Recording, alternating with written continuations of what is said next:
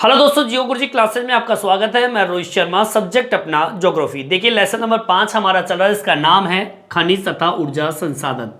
हम पढ़ रहे थे प्रमुख खनिज के बारे में, जिसमें आज का जो मुख्य टॉपिक है वो है तांबा। तांबा एक महत्वपूर्ण खनिज माना जाता है। आज के हिसाब से, आज के ज़माने के हिसाब से तांबे का उपयोग कई जगह किया जाता है। तांबे पे बात करेंगे, लेकिन मैं थोड़ा सा शुरुआत पुराने वीडियो पे जाता हूँ। एक बार हमने जो पुराने वीडियो बनाए हैं उसके अंदर मैं खनिज से शुरुआत करता हूँ, एक बार आपका रिपीट भी हो जाएगा। देखिए खनिज किसे कहते हैं, हमारा टॉपिक खनिज का चल रहा है और खनिज के अंदर हम आज पढ़ेंगे तांबे के बारे में। तो सबसे पहले तो आपको खनिज के बारे में बता देता हूँ। देखिए खनिज एक ऐसा प्राकृतिक पदार्थ होता है जिसके अंदर रासायनिक, भौतिक, कार्बनिक व अकार्बनिक जैसे गुण पाए जाते हैं। ऐसे प्राकृतिक पदार्थ को हम कहते हैं खनिज। देखिए खनिज को देखा जाए तो दो भागों में बांटा जाता है, एक धात्विक और एक अधात्विक। ठीक है, एक बार मेंशन कर देता हूं मैं। खनिज के प्रकार, जिसको हमने दो भागों में बांटा, धात्विक और दूसरा है अधात्विक। ठीक है, ये खनिज के प्रकार है दो। फिर देखिए धात्विक खनिज को भी दो भागों में बांट दिया यहां पर, लोहा खनिज और एक होता है अलोह खनिज। ठीक है, यहां पर अभी जो हम तांबे की बात कर रहे हैं, इस तांबे के, अगर तांबे की स्थिति को देखें तो तांबा जो है वो धात्विक खनिज के अंतर्गत आता है। कैसे आता है, देखिए यहां पे जो लोह खनिज होता है वे खनिज जिसमें लोहे के अंश पाए जाते हैं, जैसे कि लोहा अयस्क और मैग्नीज। मतलब लोह खनिज को भी दो भागों में, उदाहरण के तौर पर दो पार्ट दिए हैं। एक लोहा अयस्क जिसमें लोहे के अंश पाए जाते हैं और दूसरा मैग्नीज जिसमें लोहे के अंश पाए जाते हैं। यहां पर अलोह धातु की बात करें तो अलोह धातु वो होती है जिसमें धातु के अंश नहीं पाए जाते, जैसे कि उदाहरण के तौर पर बॉक्साइट है और एक है आपका तांबा। आगे वसन में हमने पिछले वीडियो में लोहा अयस्क पढ़ लिया है, मैग्नीज पढ़ लिया है, बॉक्साइट पढ़ लिया है। अलोह खनिज में एक टॉपिक रह गया अपना तांबा, जो तांबा का टॉपिक आपके सामने लिखा हुआ है। ये धात्विक खनिज है। अधात्विक खनिज में मैं आपको बता दूं, दो पॉइंट है इसके अंदर, आपके बुक के अंदर। एक आपका अभ्रक है और एक आपके ऊर्जा के संसाधन है, या ऊर्जा संसाधन जिसे हम बोलते हैं। ये अधात्विक खनिज, इसमें धातु के अंश बिल्कुल नहीं पाए जाते, अधात्विक खनिज कहलाते। यहां पर धात्विक खनिज की बात करें इनकी, तो इसमें धातु के अंश पाए जाते हैं, इसलिए इनको बोला गया है धात्विक खनिज, इसलिए इनको धात्विक खनिज कहा गया है। और यहां पर अधात्विक, इन दोनों को इसलिए कहा गया है क्योंकि इसमें धातु के अंश नहीं पाए जाते। इनकी चर्चा हम करेंगे, जो भी नेक्स्ट वीडियो जो आएंगे वो इनसे संबंधित होंगे। हमारा ये टॉपिक हो गया, ये टॉपिक हो गया, ये भी हो गया। आज का जो टॉपिक है वो तांबे का है, यहीं से हम शुरुआत करते हैं तांबे की। ठीक है, तो टॉपिक डाल दीजिए, मैंने डाल दिया है, आप भी डाल दीजिए तांबा। ठीक है, देखिए तांबा देखा जाए तो एक महत्वपूर्ण खनिज संसाधन माना जाता है, क्योंकि तांबे का उपयोग करते हैं जैसे कि बिजली की मोटर, ट्रांसफार्मर और जनरेटर जैसी वस्तु या विद्युत उद्योग के अंदर इसका उपयोग करते हैं। ठीक है, फिर से रिपीट कर रहा हूं, दोबारा सुन लीजिए। तांबे का उपयोग बिजली की मोटरें, मैं लिख भी देता हूं साथ में, तांबे का उपयोग बिजली की मोटरें, ठीक है, जितनी भी बिजली की मोटर आती है उनमें तांबे का उपयोग करते हैं। ठीक है, इसके अलावा आपका ट्रांसफार्मर,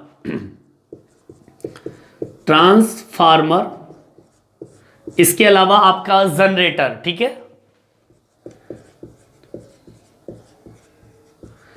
ठीक है, जिससे बिजली पैदा की जाती है, तथा जितने भी विद्युत उद्योग है, उद्योगों में किया जाता है। ठीक है, एक बार रिपीट कर देता हूं। तांबे का उपयोग बिजली की मोटरें, ट्रांसफार्मर, जनरेटर तथा विद्युत उद्योगों में किया जाता है इसका उपयोग। ठीक है, तांबे की एक खास विशेषता और है। देखिए तांबा जो है एक मिश्रातु योग्य धातु है, या फिर हम कहें कि तांबा एक आघातवर्धीय, मतलब किसी भी पदार्थ को दबाकर, हथौड़े की चोट देकर, पीट कर, बेल कर आसानी से आकृति में या फिर किसी भी चपटे आकृति में आप बदल सकते हो तांबे को। इसके अलावा तांबा एक तंतु युक्त धातु है, मतलब एक एक बाल के तौर पर इसको अलग कर सकते हैं, मतलब इसकी आकृति एक बाल जैसी आप बना सकते हो। तो पहली क्या बताई मैंने, तांबा एक मिश्रातु धातु है, आघातवर्धी धातु है, और इसके अलावा तंतु युक्त धातु है। समझ में आई बात? लिख दीजिए इसको भी। तांबा एक मिश्रातु धातु। मिश्रातु धातु इसलिए कहते हैं क्योंकि आपने देखा होगा सोना जो होता है बहुत ही लचीला होता है। अगर प्योर सोना देखेंगे तो बहुत ही लचीला होता है, उसे आभूषण नहीं बना सकते।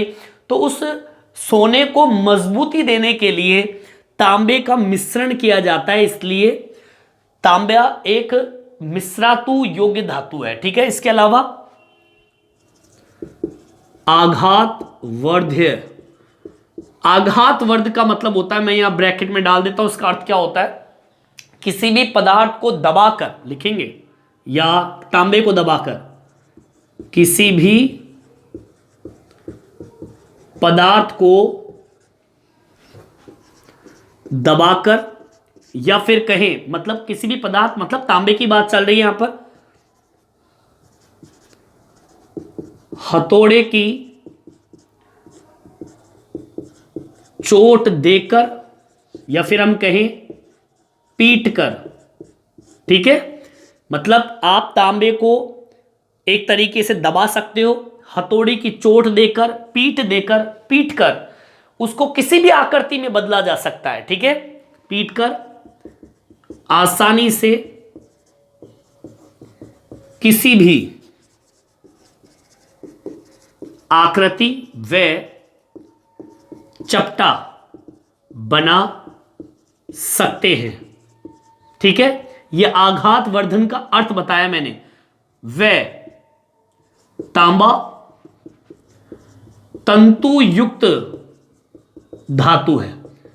ठीक है। मतलब एक एक बाल के तौर पर तंतु, बिल्कुल बारीक से बारीक जो बाल होता है, पतला होता है बाल, उस आकृति में भी आप तांबे को बांट सकते हैं, उसको बना सकते हो आप। ठीक है। ये तांबे की विशेषता है। और तांबे की विशेषता सुनिए, तांबे का उपयोग आभूषण को मजबूती प्रदान करने में किया जाता है। लिख देंगे, तांबे का उपयोग आभूषणों को मजबूती देने में किया जाता है। ठीक है। तांबे का उपयोग क्या करते हैं, आभूषण को मजबूती देने में। अब जैसे कि उदाहरण के तौर पर लिख दे अपन, तांबे को सोने में मिलाकर सोने को सुदृढ़ प्रदान करता है, मतलब मजबूत प्रदान करता है। इसका उदाहरण डाल देते हैं अपन, है ना। तांबे को सोने में मिलाकर मजबूत या सुदृढ़ बनाया जा सकता है। देखिए तांबा कितना उपयोगी है। समझ में आई बात? अब हम बात कर लेते हैं इसके निक्षेपों की, भाई कहां कहां पर यह पाया जाता है। और मैं आपको बता दूं, अभी तो खैर तांबे की जो उत्पादन क्षमता है इतनी नहीं है, क्योंकि तांबा धीरे धीरे खत्म भी हो रहा है, इसलिए तांबे की जगह एल्युमिनियम के तारों का उपयोग किया जा रहा है। ठीक है ना। मतलब एक वैकल्पिक स्रोत पर एल्युमिनियम का उपयोग करते हैं, क्योंकि तांबे का उत्पादन अब थोड़ा धीमा हो गया है। ठीक है। चलिए यहां तक आपके समझ में आ गया होगा। अब मैं बात करता हूं तांबे के निक्षेपों की। ठीक है। तांबे के निक्षेप क्षेत्रों की हम बात करेंगे कि तांबा है कहां पर, भारत के अंदर तांबे की क्या स्थिति है, किस किस क्षेत्र के अंदर किन किन राज्यों में तांबा उत्पादित करते हैं। एक बार मैं रिपीट कर देता हूं, दोबारा सुन लीजिए। देखिए तांबा जो है इसका उपयोग बिजली के मोटर में, ट्रांसफार्मर में, जनरेटर में व विद्युत उद्योगों में किया जाता है। तांबा एक मिश्रातु धातु है, आघातवर्ध है। आघातवर्ध का मतलब होता है कि तांबे पर या एक किसी भी पदार्थ पर जब कोई दबाव डालकर, हथौड़ी की चोट देकर, पीट कर उसे आसानी से किसी भी आकृति या फिर है कि उसको चपटा बना सकते हैं। तांबा एक तंतुयुक्त धातु है। तांबे का उपयोग आभूषण को मजबूती देने में किया जाता है। तांबे को सोने में मिलाकर सोने को मजबूत बनाते हैं। चलिए अब बात कर लेते हैं निक्षेपों की, कहां कहां पर तांबा पाया जाता है। यहां तक समझ में आ गया होगा, यहां तक आप उतार लीजिए। देखिए आगे की ओर बढ़ते हैं। टॉपिक डाल दिया मैंने तांबे के निक्षेप क्षेत्र, जिसमें हम प्रमुख क्षेत्रों की बात करेंगे कि कहां कहां पर तांबा पाया जाता है। देखिए अगर देखा जाए तो जैसे कि सर्वप्रथम बात कर ले प्रमुख क्षेत्रों की, ठीक है। प्रमुख क्षेत्र की हम बात करें, एक क्षेत्र होता है प्रमुख और एक क्षेत्र होता है गौण। प्रमुख के अंदर उत्पादन ज्यादा होता है और गौण में थोड़ा उत्पादन कम होता है। यहां पर ज्यादा होता है और यहां पे कम होता है। प्रमुख क्षेत्र की बात करें तो सबसे पहले हम बात करेंगे किसकी, झारखंड की। झारखंड, देखिए झारखंड स्टेट के अंदर सिंहभूमि जिले के अंदर आप तांबा देख सकते हो, ठीक है। सिंहभूमि जिले में तांबा आपको मिलेगा। सेकंड नंबर प्रमुख क्षेत्र की बात करें तो मध्य प्रदेश के बालाघाट के अंदर मिलेगा आपको, ठीक है। मध्य प्रदेश में बालाघाट जिला, आगे बात समझ में, मध्य प्रदेश का एक जिला है बालाघाट, वहां पर आपको देखने को मिल जाएगा। तीसरा है राजस्थान। राजस्थान के अंदर जो मुख्य क्षेत्र है वो है झुंझुनू। झुंझुनू के अंदर खेतड़ी टाउन है, वहां पर आपको मिलेगा। वह अलवर जिले में, यहां पर जो झुंझुनू है यहां पर तो मिलेगा खेतड़ी के अंदर, खेतड़ी कस्बा है। और जो अलवर है यहां पर मिलेगा खोदरीबा, ठीक है। खोदरीबा में अभी प्रेजेंट टाइम पे तांबे की खान बंद कर दी गई है। आगे बात समझ, खेतड़ी के अंदर अभी चालू है जो कि आपके झुंझुनू में है, और अलवर में कौन सा है, खोदरीबा। समझ में आई बात। ये तो आपके क्या हो गए, प्रमुख क्षेत्र हो गए। अब बात करते हैं गौण उत्पादक क्षेत्र की। गौण उत्पादक क्षेत्र की बात करें तो जो पहला बिंदु आता है वो है आंध्र प्रदेश का। आंध्र प्रदेश के अंदर जो प्रमुख क्षेत्र है वो है गंटूर जिले का अग्निकुंडला, ठीक है। गंटूर जिले का अग्निकुंडला, आगे बात समझ में, ये क्षेत्र है जहां पर तांबा उत्पादित होता है। सेकंड नंबर पे जो है वो है कर्नाटक। कर्नाटक के अंदर कौन सा क्षेत्र है, कर्नाटक में है चित्रदुर्ग और हासन जिला, ठीक है।